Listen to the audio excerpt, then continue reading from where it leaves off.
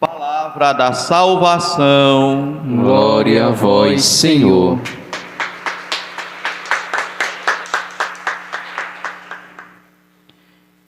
Levanta-te e come. É a ordem que o anjo do Senhor dá para o profeta Elias. Levanta-te e come. Por duas vezes o anjo de Deus tem que acordar Elias do seu sono. O profeta que estava passando por um momento difícil de sua vida, estava em fuga, estava sendo perseguido por Jezabel. E aí, irmãos e irmãs, chega o momento em que o profeta, cansado, desiste como que de sua vida. Aqui nós havíamos falado no domingo passado sobre o povo de Deus, que não pediu a morte, pediu a libertação.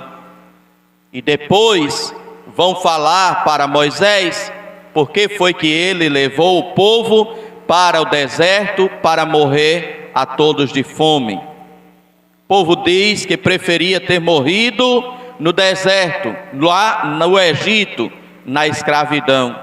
E aqui nós refletíamos falando que eles não pediram a morte, eles pediram a libertação.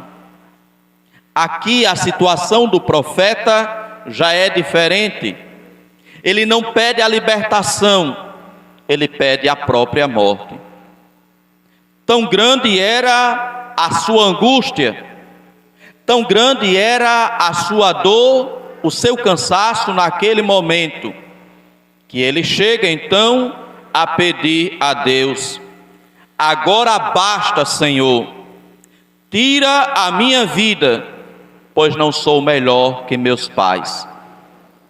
Elias está passando como que um processo de depressão, sem sentido para a sua vida, sem alegria mais de viver, fugindo daqueles que o querem matar por causa da humilhação que ele fez aos 450 profetas de Baal. E agora então, cansado, extenuado, sentindo o peso daquela situação, ele pede para Deus que tire a sua própria vida. Agora basta, Senhor, tira a minha vida, pois não sou melhor que meus pais. Irmãos e irmãs, os profetas, os personagens da Sagrada Escritura passaram por aquilo que muitos passam.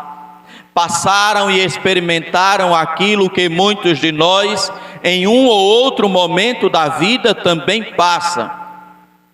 Quantas vezes a gente já chegou também, talvez nessa situação, de extenuado, com a dor, com o peso da situação, pedir a Deus que tirasse a própria vida. Faz parte, irmãos e irmãs, não devemos desistir, não devemos desanimar, nem tampouco achar que somos algo que é raro ou uma exceção. Faz parte quando a gente sente o peso da própria vida, da própria caminhada, do cansaço do dia a dia. Devemos procurar, devemos buscar na Sagrada Escritura uma luz para o nosso caminho, uma luz para a nossa situação, para aqueles e aquelas que já passaram também por momentos semelhantes àquele que nós passamos ou que já tenhamos atravessado em nossa vida. Deus é Pai e conhece a cada um de nós na sua dor, no seu sofrimento, na sua angústia. Quantos talvez agora daqueles familiares que morreram neste acidente estejam passando por esta situação, pedindo a Deus que tire também a sua própria vida, porque já não encontra mais sentido de viver depois de ter perdido alguém querido. Escutava até esses dias o relato de alguém que falava de uma mãe que tinha uma filha única e esta única filha estava neste voo. Imaginemos a situação desta mãe, imaginemos a situação dolorosa que passa esse pai, tendo esta sua única filha morrido também neste desastre de acidente. Meus irmãos e minhas irmãs, na Sagrada Escritura nós vamos encontrar todos os tipos de experiência, das mais alegres às mais dolorosas, às mais difíceis. É por isso que devemos continuamente ler a Sagrada Escritura, para encontrar nela orientação para a nossa vida, orientação para o nosso momento. O profeta então passa e atravessa por este momento doloroso, em que pede a Deus que tire a sua própria vida, e vai nos dizer: deitando-se no chão, adormeceu à sombra de um junípero. Inclusive esta é também uma das características de quem passa e atravessa por um momento de depressão: o querer estar sempre dormindo, para que assim o tempo passe, para que assim a pessoa não tenha que pensar o tempo todo na sua vida e na falta de sentido que ela encontra naquele momento. Elias ali senta-se, deita-se e ali dorme naquele chão, adormeceu à sombra de um junípero. E de repente o que acontece? Deus envia o seu anjo, e o anjo acorda o profeta e diz: levanta-te e come. E quando o profeta, obedecendo à voz do anjo, se levanta, eis que ele vê ali junto à sua cabeça um pão assado debaixo da cinza e um jarro de água. Comeu, bebeu e tornou a dormir. Eis muitas vezes a dinâmica de quem passa, infelizmente, por um processo de depressão. Come, bebe e depois dorme, para tentar novamente esquecer a dor que está passando, o sofrimento que está vivendo.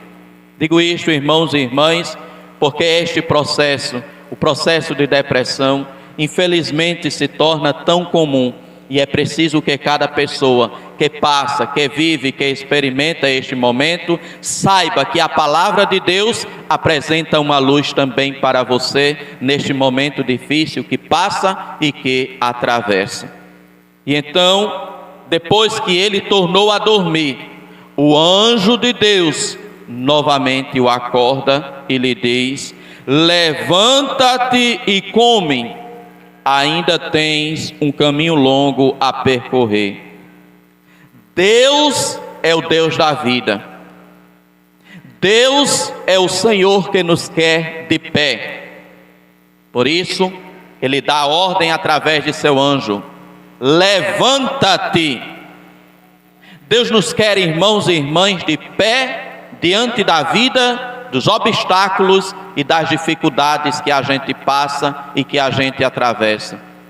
E deve ser a nossa fé, aquele cajado, como dizia há alguns domingos atrás, quem nos mantém de pé e quem nos faz seguir adiante em nossa vida. Levanta-te e come.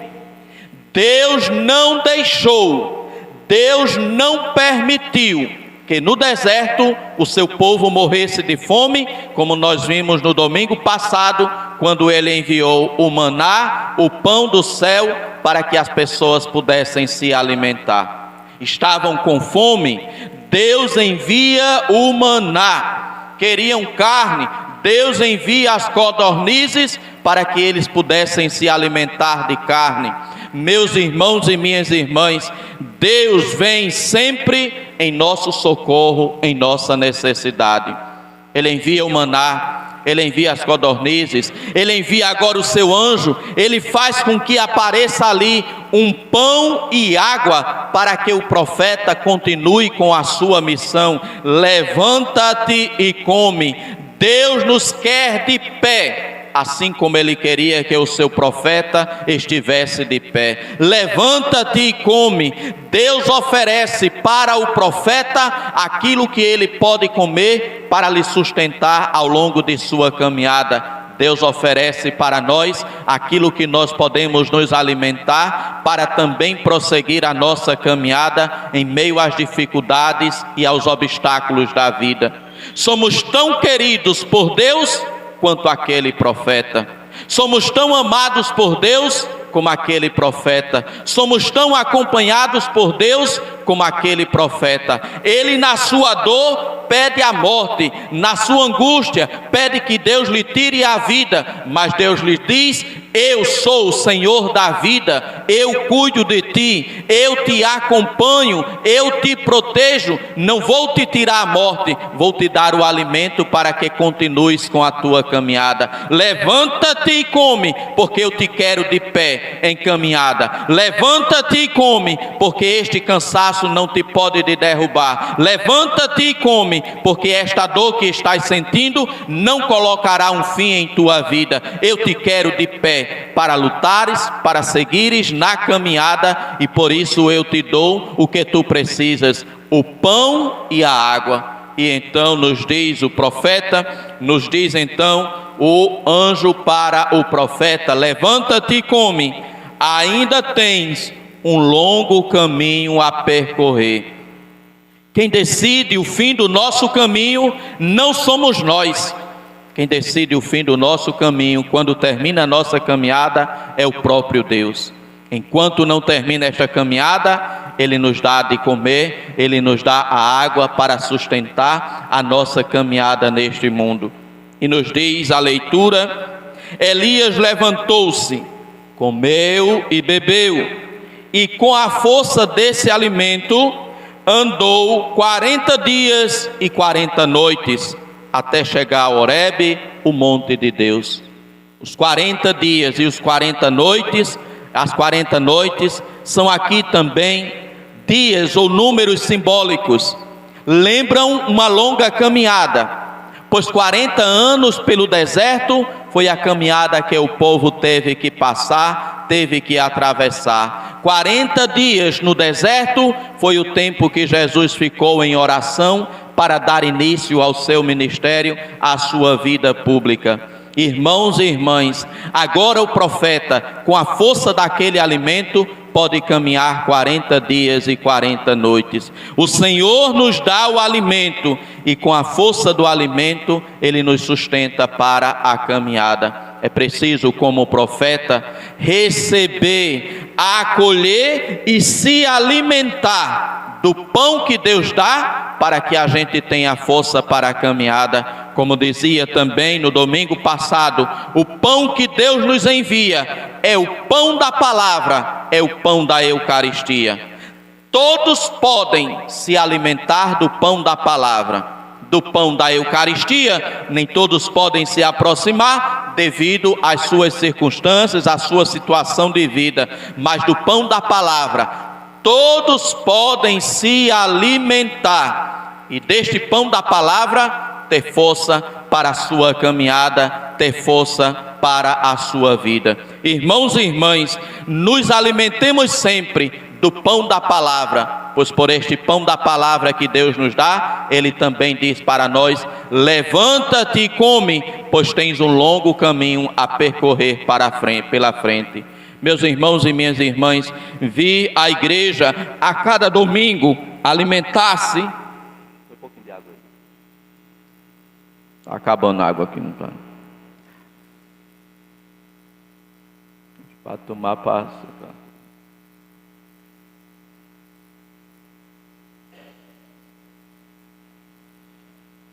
Vir a cada domingo para a Santa Missa, alimentar-se da palavra, alimentar-se da Eucaristia, é reabastecer as energias para a semana que começa. Teremos também longas batalhas, longos obstáculos, dificuldades, alcançaremos vitórias, teremos êxitos, teremos fracassos também ao longo da semana. Mas a partir do alimento que nos saciou no domingo, a palavra e a Eucaristia, teremos força para seguir adiante, teremos força para continuar na nossa caminhada. É preciso obedecer à voz de Deus: levanta-te e come, pois tens um longo caminho a percorrer. E aqui, irmãos e irmãs, o profeta, ele está passando, como dizia, por este momento difícil de fuga. Ele está sendo perseguido por Jezabel, a mulher do rei, que introduziu a idolatria dentro do reino e que por isso arruinou a Israel, levando a Israel a ser preso, a ser deportado para a escravidão, para a idolatria. A idolatria sempre gera escravidão, a idolatria sempre traz ruína. Quando não se adora o Deus verdadeiro, se está caminhando para a ruína. E assim, irmãos e irmãs, é preciso obedecer a Deus, a este Deus único Senhor, Deus verdadeiro, que sempre cuida do seu povo. O profeta, como dizia, estava em perseguição. O profeta estava em fuga porque a mulher do rei, que tinha introduzido a idolatria dentro do reino, o estava perseguindo. Antes de fugir, aconteceu que Elias foi confrontado com os 450 profetas de Baal, que eram mandados por Jezabel, a mulher do rei, e Elias fez eles passarem por uma grande vergonha, depois de propor para eles aquele desafio do bezerro cortado ao meio, da água e das lenhas, que nós ouvimos há alguns domingos atrás. E então, antes deste episódio, Acabe, que era o rei, ele chega e vai dizer para o profeta Elias. Logo que o viu, Acabe disse a Elias: você é a ruína de Israel. O rei acusa o profeta de ser a ruína de Israel. Acontece que não era o profeta a ruína de Israel, era o próprio rei, que havia colocado o reino diante da idolatria. E Elias então responde ao rei: não sou eu que estou arruinando Israel, pelo contrário, é você e sua família, porque vocês estão abandonando Javé e seguiram os ídolos. Pois bem, mande que todo Israel se reúna comigo no Monte Carmelo, junto com os 450 profetas de Baal, que comem à mesa de Jezabel. Foi este então o desafio que Elias então propôs para eles. Meus irmãos e minhas irmãs, tenhamos o cuidado de não acusar os outros da ruína que nós próprios é quem somos os culpados. Acabe, o rei, acusa Elias, o profeta de Deus, de estar causando a ruína do reino, de estar causando a ruína de Israel, quando na verdade era o próprio rei a causa daquela ruína. Era o próprio rei, com a sua idolatria, deixando de adorar o Deus vivo, que estava levando Israel para a ruína. E aí o que acontece? Elias propôs o desafio, e depois que provou que não existia Baal nenhum, que Baal era uma falsa divindade, depois Elias também matou a todos os profetas de Baal, conforme nos apresenta o capítulo 19 do livro do profeta, do primeiro livro dos reis. Elias mata aos 450 profetas de Baal, e quando Jezabel sabe disso, a mulher do rei que havia introduzido a idolatria em Israel, Jezabel então manda avisar ao profeta: que os deuses me castiguem se amanhã a esta hora eu não tiver feito com você o mesmo que você fez com os profetas. Elias ficou com medo, levantou-se e partiu para se salvar. Aqui foi aquilo que eu disse: o profeta sabe que é protegido por Deus, mas ele usa também de inteligência. Ele vê que quando Jezabel manda os seus mensageiros para matá-lo, ele sabe: ou eu corro ou eu morro. preferiu correr, por aqui é mais perto, e saiu correndo, e é quando o primeiro livro dos reis traz este episódio, quando Elias está em fuga, por causa de Jezabel, que queria matá-lo. Irmãos e irmãs, tenhamos o cuidado para não ser a ruína de nossa casa. Quem não adora a Deus, quem não serve a Deus, quem não se põe a adorar a Deus, se torna a ruína de sua casa. Seja o pai, seja a mãe, seja aqueles que estão à frente, se tornam uma verdadeira ruína para a sua casa. Seja alguém que não traga a ruína para a sua casa, mas que traga a bênção. Adore a Deus, sirva a Deus. Torne-se também em sua casa, torne-se também em sua família alguém que é dizimista, que devolve o dízimo, e a partir desse dízimo recebe as bênçãos de Deus, recebe as graças de Deus. Cuidado para não se tornar alguém que pratica a idolatria, não devolvendo o seu dízimo, porque coloca no lugar de Deus o dinheiro, coloca no lugar de Deus o poder, coloca no lugar de Deus tantas outras realidades que não são a Deus.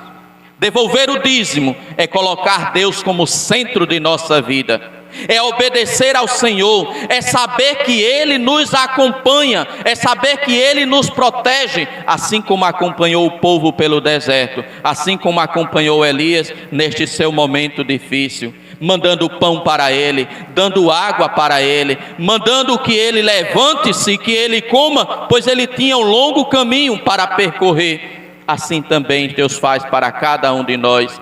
Deus nos dá o alimento. Devolver o dízimo não vai tirar 1 quilo sequer de sua feira.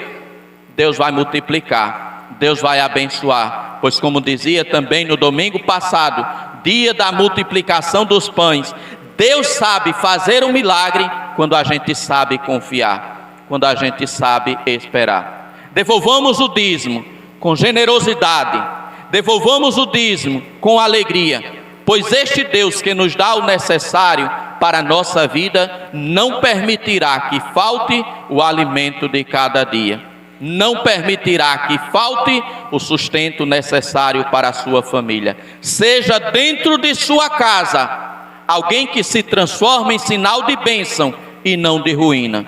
Seja dizimista, faça com que os outros também na sua casa, que trabalham, que recebem o seu salário, que recebem o seu sustento, torne-se também um dizimista, para que assim todos na casa possam ser sinal de bênção, atrair as bênçãos do Senhor. Para isso é preciso confiar, é preciso acreditar no Deus de amor, no Deus que sempre nos confia. Vou chamar até aqui Renan, que ele está com a camisa, na hora que ele veio. Vem para cá, criatura. Vem. Eu vi na hora que ele vinha fazer o salmo, né? Que ele não estava com outra camisa. Olha, aqui, ó, é a camisa do EJC daqui, né? É do EJC de Juarez Távora. Fica ali de frente para o povo ler, cristão. Quem está em casa vai ler também. Para ser dizimista é preciso ser o quê? Seja forte e corajoso. Seja forte e corajoso. Devolva o seu dízimo, mas devolva com coragem. Vai, criatura, tá bom. Tu gosta de aparecer, mas já tá bom. Seja dizimista, mas para isso é preciso coragem, é preciso força, é preciso confiança. Deus nos sustenta, Deus nos acompanha, Deus nos abençoa. Que o Senhor assim faça de todos nós sempre dizimistas alegres, dizimistas generosos, dizimistas que confiam que Deus nos acompanha. Louvado seja nosso Senhor Jesus Cristo. Para sempre seja louvado. Meditemos então, irmãos e irmãs, nesta palavra que o anjo do Senhor dirige para o seu profeta. Levanta-te e come, ainda tens um longo caminho a percorrer.